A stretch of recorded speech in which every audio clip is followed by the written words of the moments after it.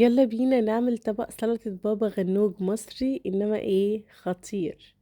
اول حاجة جبت حبة بتنجان رومي وهشويها على عين البوتاجاز من فوق، وهسيب العلق بتاعها عشان ده اللي هقلبه منها. ممكن نشوي في الفرن بس الفرن بياخد وقت اطول بكتير. المهم واحنا بنختار البتنجان الرومي نختار واحدة يكون وزنها خفيف علشان تكون البذور فيها قليلة، التقيلة بتكون بذورها اكتر. هفضل اقلب في البتنجان على كل جنب شوية لحد ما تطرى معايا خالص من كل الجوانب والقشرة بتاعتها تكرمش ويبقى شكلها زي ما انتوا شايفين كده. ولما خلاص استوت معايا هنزلها بعد كده في بولة فيها مية وبتلج. الحركة دي بتسهل علينا ان احنا نشيل القشرة، وفي نفس الوقت بتخلي البتنجان يفضل لونه فاتح، وزي ما انتوا شايفين كده بتشال معايا بمنتهى السهولة.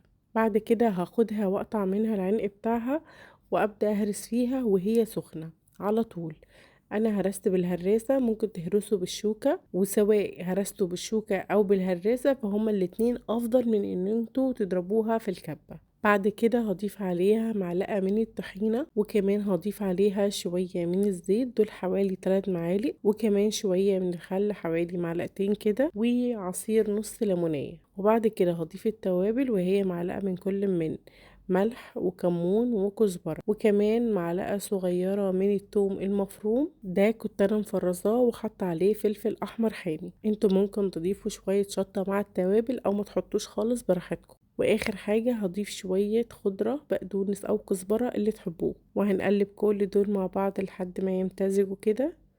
وبس كده هنضيف على الوش شوية زيت ورشة من الشطة، وهتاكلوا بعد كده احلى سلطة بابا غنوج تستاهل بقكم. وبألف هنا وشفا. انا سارة هلال، لو الوصفة دي عجبتكم ما تنسوش تعملوا لي لايك وتتابعوني. اشوفكم في وصفة جديدة. باي باي.